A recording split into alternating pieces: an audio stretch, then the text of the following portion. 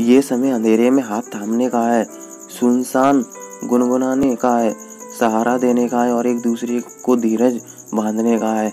Ending रहने, साथ चलने और भूले बिसरे पुराने गीतों को याद करने का है। दोस्तों, मैं जितेंद्र कुमार बघेल लेकर आ गया आज एक और मोटिवेशनल स्टोरी, तो जिसका शीर्षक है जिंदगी में आए कुछ भूले बिसरे गीत।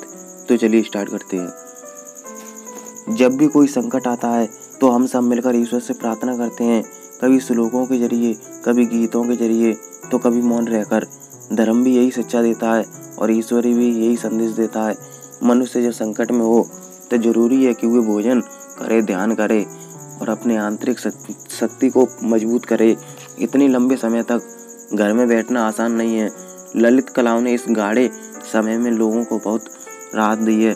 सिनेमा, वेब सीरीज, टीवी के समाचारों और धारावाहिक ने घरों में बैठना कुछ हद तक आसान बनाया है। ये पहली बार नहीं है जब भारत पर कोई गहरा संकट आया है, लेकिन हम भारतीय ऐसे आघातों से रुकते नहीं हैं।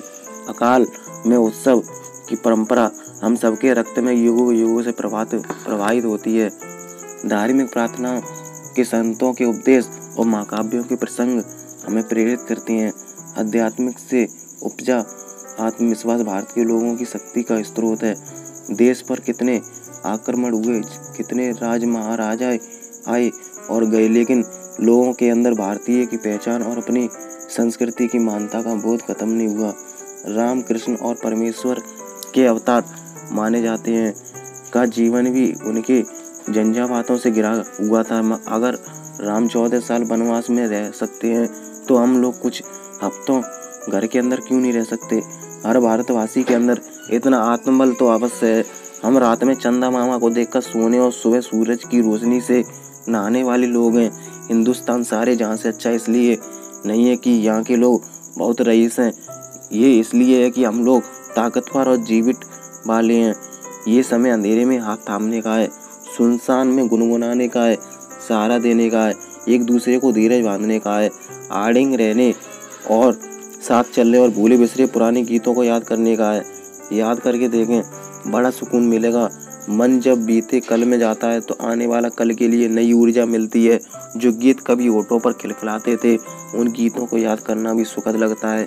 वे गीत फिर से जिंदगी की कहानी सुनाते हैं। पहले भी कई महामारियां आई, लेकिन सभ्यताओं उनके पीछे छोड़कर फलती फूलती रही। हजारों सालों से ऐसे ही चलता आया है। 100 साल पहले न जाने आज की तरह दुविधा थी, ना ही तकनीक इतनी विकसित थी। हमारे दादा परदादा उस दौर की चुनौतियों से डटकर लड़े, खुद के लिए, अपने परिवार के लिए। तभी तो आज हम सबका अस्तित्व है। हम लोग खुशनसीब हैं कि अब इतनी सुविधाएं हमें माइस पर है। कुछ महीनों की मुसीबत आसानी से काटी जा सकती है। कहते हैं समय बहुत बलवान होता है। अब घर का कचरा उठाते समय उसमें से उठती बदबू इस बात का एहसास दिलाती है कि सफाई कर्मियों का काम कितना मुश्किल है। सड़कों पर पुलिसकर्मी लोगों से हाथ जोड़कर घर में रहने के लिए प्रार्थना कर रहे हैं। डॉक्टर खुद संक्रमित होने के खतरों के बीच भगवान बनकर लोगों का इलाज कर रहे हैं। अपनी जिंदगी दांव पर लगाकर ये लोग हम सबके लिए कर्तव्य पथ पर जुटे हुए हैं। इस सेवा की कोई कीमत नहीं लगाई जा सकती। कर्मियों गिनाने के लिए बहुत वक्त लगेगा, लेकिन फिलहाल कोरोना से जंग से एकजुटता दिखानी होगी, एक दूसरे की लागत बनना होगा। हम सबके सामने एक सवाल है और देश की मानवता को बचाने का प्रतीक विधानों को सीखने का इससे बेहतर मौका नहीं मिलेगा। मैं तो बस यही कहूँगा कि जिंदगी हर कदम एक नई जंग है, जीत जाएंगे हम अगर तू संग है। तो दोस्तों, आज की कहानी यहीं तक थी। तो हमारे चैनल को लाइक करें, शेयर करें और सब्सक्राइब करना ना भूलें। जय हिंद।